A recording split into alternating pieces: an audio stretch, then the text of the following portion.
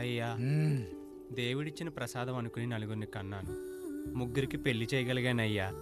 ఈ ఊరు ఏమిచ్చినా మీరు తీసుకుంటారు కదయ్యా. ఇది మిగిలిపోయింది.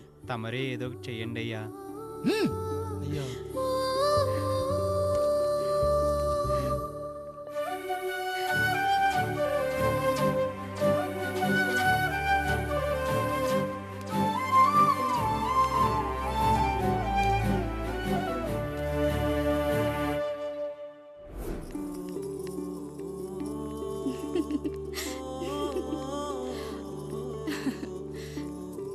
ఈ ఇల్లు, ఆస్తి, ఇంత గొప్ప భర్త, పిల్లలు చాలా ఆనందంగా ఉందండి.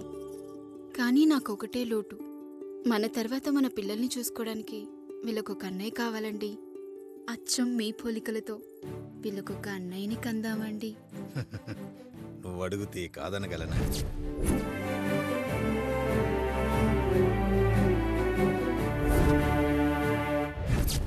నానా, రాయుడెక్కడా? ఇప్పుడే వస్తున్నాను నాన్న.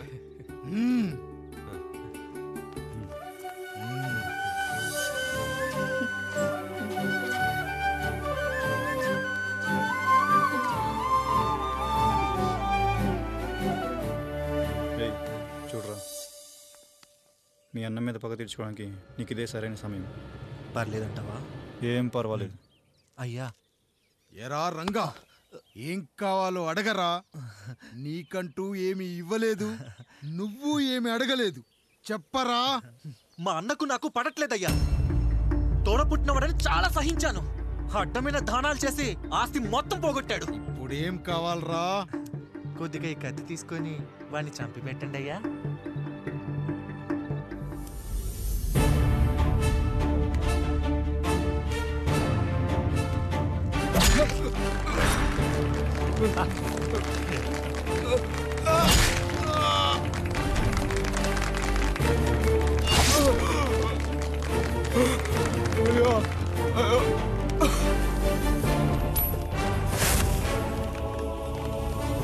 నాయుడు, అన్యాయంగా మా నాన్నని చంపేశావు. గుర్తుంచుకో, ఈ నాయుడి కొడుకు నీ కుటుంబం పాలిట సైనికుడిగా మారబోతున్నాడు. నిన్ను, నీ కొడుకుని, ఆడికి పుట్టబోయే కొడుకుని అందరినీ లేపేస్తా.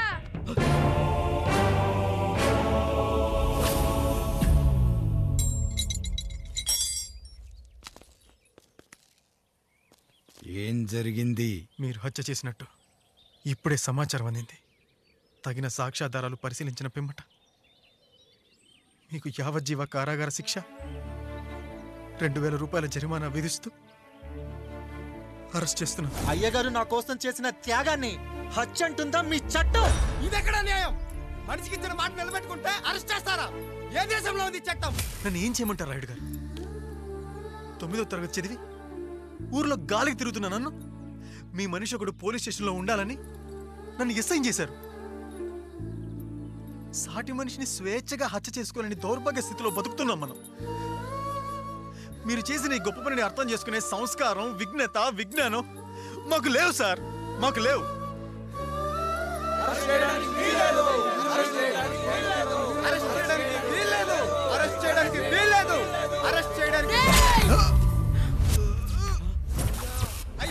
నాయుడు గారు,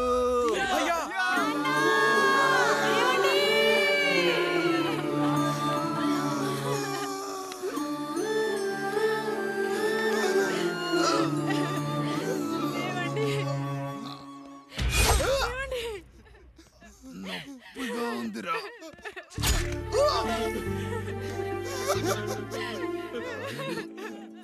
సుధా, నేను లేకుండా ఎలా ఉండగలను? పర్వాలేదండి, బిడ్డలతో నేను ఉండిపోతాను.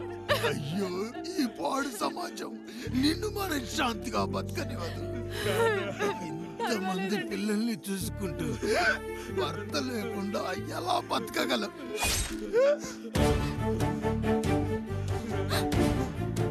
వద్దండి.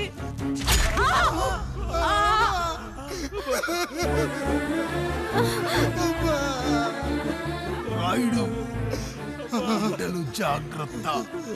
ఈ రోజు నుంచి వీళ్ళంతా నీ తమ్ముళ్ళు, చెల్లెళ్ళు కాదు, నీ బిడ్డలు.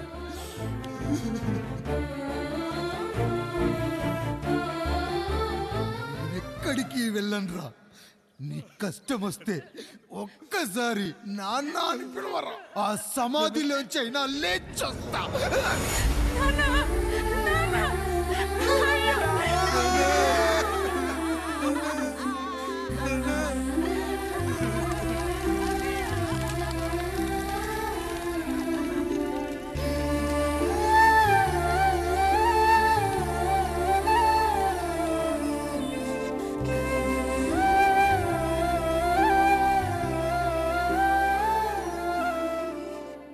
ఇందు మూలంగా 50 మందికి తెలియజేయనిదేమనగా ఊరికి కొత్తగా వచ్చిన యాండ్రాయిడ్ తన తండ్రి పెదరాయుడు అని ఆస్తిలో వాటా పంచమని రచ్చబండిని ఆశ్రయించడం వలన గ్రామ పెద్దలందరూ రేపు 11 గంటలకు రాయుడు గారింటికి రావాల్సిందిగా కోరుచున్నాము.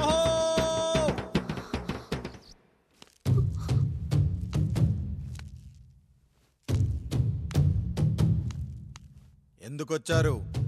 తన తాత పాపారాయుడు గారు ఆస్తి తనకు కూడా కావాలంటూ పంచాయతీలో ఫిర్యాదు చేశాడయ్యా.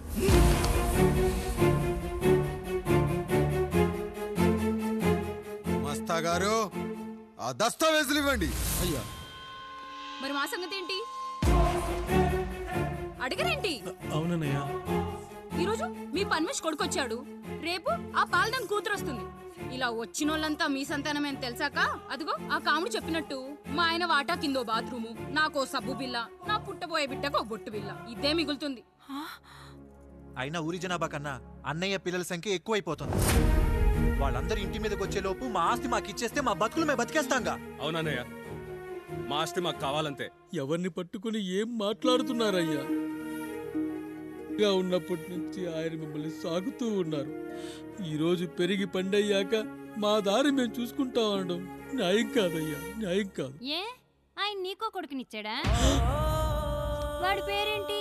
ఐఫోనా? ఎరా, ఆస్తి కావాలా?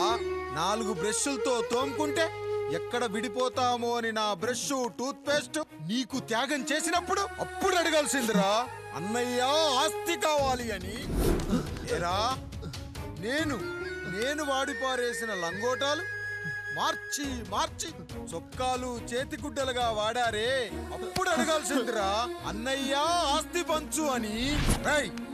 నువ్వు 6 నెలల పసిగందుగా ఉన్నప్పుడు పాల కోసం ఏడుస్తుంటే నిన్ను తీసుకెళ్లి పసుల దొడ్లో కట్టేశానే, అప్పుడు అడగాల్సిందిరా అన్నయ్య నాకు ఆస్తి కావాలి అని. మా తండ్రి గారు పాపారాయుడు పోలికలు నాకు, నా పోలికలు ఆండ్రాయిడ్కి. అసలు మా కుటుంబంలో ఏ పోలికలు లేని మీకు ఎందుకు ఇవ్వాలరా ఆస్తి? ఆస్తి లేదు, గీస్తి లేదు. Get out, get out, get out, get out, get out అని నేను అనొచ్చు, కానీ అనగలనట్రా? అనలేను. ఎందుకంటే మీరంతా నా తమ్ముళ్ళు, నా చెల్లెళ్ళు. రక్తం తాగిన దోమ కూడా వెళ్ళేటప్పుడు కృతజ్ఞతగా ఏ మలేరియానో టైఫాయిడో వదిలి వెళ్తుంది. కానీ రక్తం పంచుకొని పుట్టిన మీరు ఈ అన్నయ్య కోసం ఆస్తి కూడా వదల్లేకపోతున్నారు కదరా. గుమస్తా గారు, నా యావదాస్తి నా తమ్ముళ్లకు, చెల్లెళ్లకు వాళ్ళ పేర్ల మీద రాయండి. నాకు చిల్లి గవ్వ కూడా అక్కర్లేదు. ఇక ఈ ఇంటికి నాకు ఎటువంటి సంబంధం లేదు. లక్ష్మి, సావిత్రి, మీ చీరలు విప్పేయండి. ఇక్కడికి వచ్చేటప్పుడు ఏ చీరలు కట్టుకున్నారో వెళ్ళేటప్పుడు కూడా అదే చీరలు కట్టుకోండి. వెళ్ళిపోదాం. దస్తావేజులు తీసుకురండి.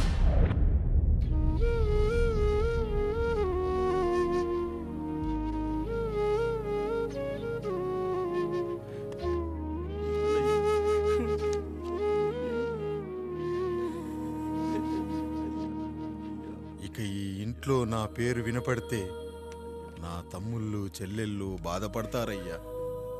ఈ ఇంట్లోనే కాదు, ఈ దస్తావేజులో కూడా నా పేరు ఉండకూడదు. నేను ఇక్కడ సంతకం పెట్టి వీళ్ళ మనసు నొప్పించలేను. అయ్యా, మొత్తం వదిలేసి మీరెలా బతుకుతారయ్యా?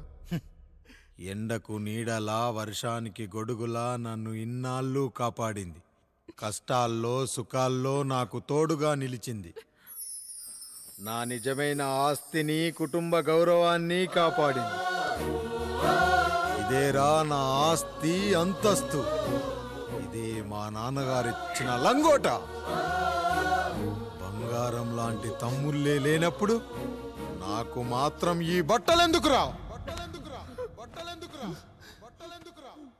వెతికిన దొరకదే రూపం, అరి పిలిచిన పలకదే ప్రాణం.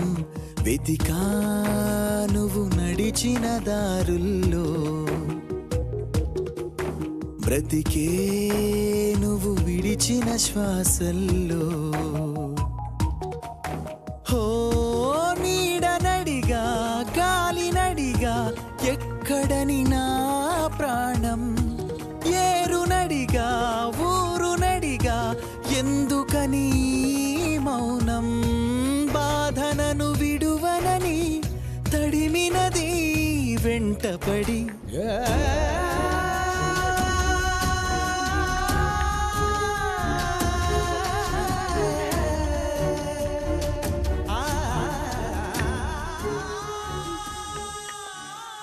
ఏమండి, పప్పులో మీ చెమట పడుతుందండి. ఇడ్లీలో 2 చెంచాల ఉప్పు తగ్గించు లక్ష్మి. ఎలాగో మనం పేదోళ్ళమే కదా, కనీసం ఉప్పు ఖర్చైనా తగ్గుతుందనుకో.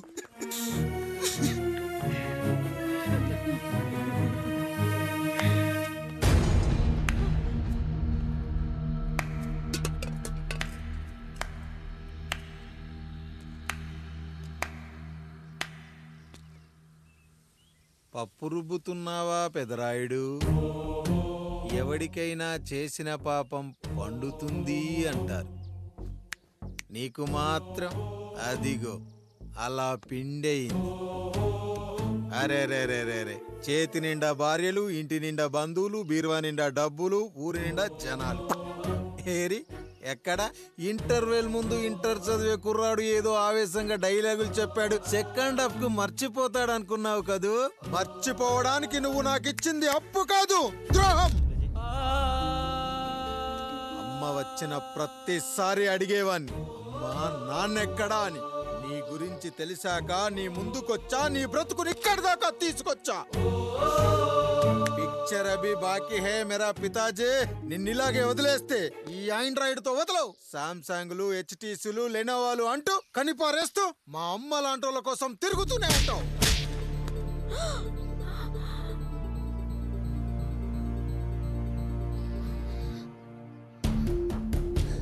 అమ్మా అమ్మా, ఛీ, నన్ను అలా పిలవకురా. ఎవరిని పట్టుకొని ఎన్ని మాటలు అంటున్నావురా?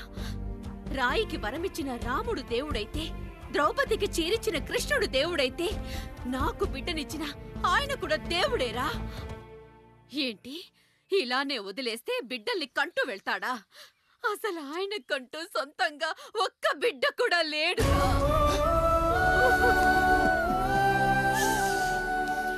అసలు ఏం జరిగిందో తెలుసా? మీరుండండి అయ్యా, ఉండండి. మొదటి భార్యని చేసుకున్నాక పిల్లలు పుట్టలేదని రెండో పెళ్లి చేసుకున్నారు. ఆవిడకి పుట్టలేదు. మూడోసారైనా తగులుతుందనుకున్నాం, తనకే పుట్టలేదు. పిల్లల కోసం పెళ్ళాలని మార్చాడే కాని వాళ్ళని వదిలేయలేదురా. అదిరా మా పెద్దయ్య మనసు. ఆయన దగ్గర బాణం ఉంది కానీ లేదురా.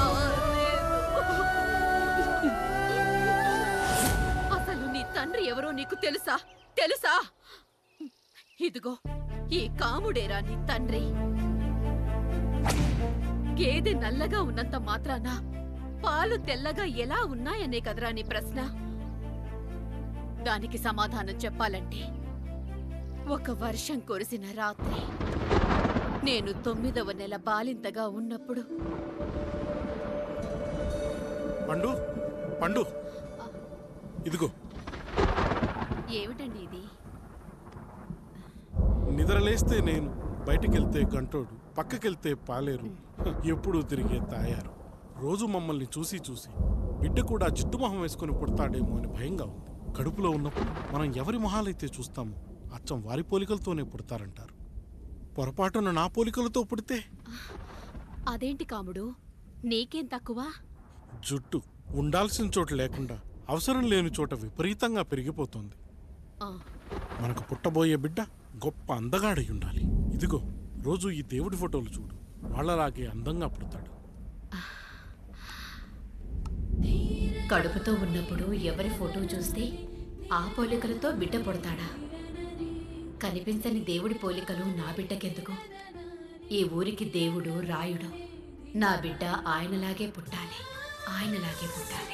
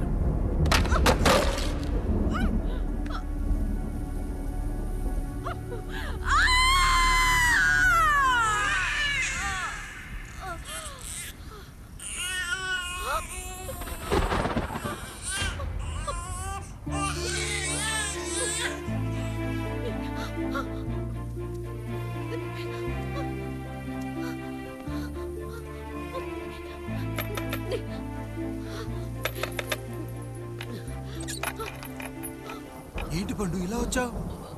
అయ్యా, తప్పు జరిగిపోయింది పెద్దయ్యా. ఏం జరిగింది? అసలే నువ్వు ఒట్టి మనిషి కూడా కాదు. ఒక్కసారి ఇటు చూడండి అయ్యా.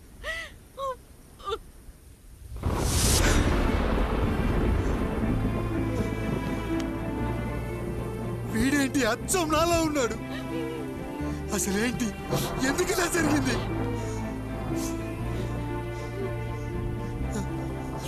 నువ్వు ఎప్పుడైనా చీకట్లో పంపు సైడ్ దగ్గరికి వచ్చావా? మరి అమలాపురంలో శివాలయం దగ్గర రత్నాలు నీకేమైనా అమ్మవుతుందా? పిఠాపురంలో పద్మం, రామాపురంలో లక్ష్మి, కాకినాడలో సుజాత. అయ్యో దేవుడా, అసలు ఇదంతా ఎలా జరిగింది పండు? అయ్యా, ఇదంతా కాముడి వల్లే అయ్యా, కాముడి వల్లే. కాముడా? కాముడు కుటుంబానికి నాకు ఏం గుర్తు రావట్లేదే. ఎన్నని గుర్తు పెట్టుకోగలను నేను మాత్రం? అయ్యా, అది కాదయ్యా.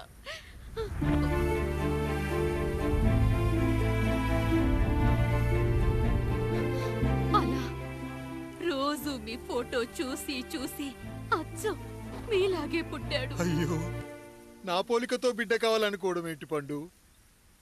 నువ్విలా చేయడం ఏంటి పండు? పోలికల కోసం ఫోటోలు ఎందుకు చూసావు పండు? అందుకే కదయ్యా ముందు ఆ డైలాగ్ చెప్పాను, తప్పు జరిగిందని. ఇప్పుడు ఏం చెయ్యాలయ్యా? స్వచ్ఛమైన మన ప్రేమను ఈ పాడులోకం అర్థం చేసుకోదు. కనీసం మీ ఇద్దరి జీవితం బాగున్నా ఆనందపడేవాని. వీణ్ణి ఇక్కడ ఉంచొద్దు పండు, బయటికి పంపించు. బయటికి పంపించి బాగా చదివించు, గొప్పవాణ్ణి చెయ్యి. వీడికి అయ్యే ఖర్చంతా నేనే భరిస్తా. అవసరమైతే ఆ డబ్బు కాముడి జీతంలో కట్ చేద్దాం. అయ్యా, వెళ్లే ముందు వీడికొక పేరు పెట్టండి అయ్యా. వీడు ఇంకో రాయుడు, అంటే ఇంగ్లీష్ లో అండ్ రాయుడు, అండ్ రాయుడు.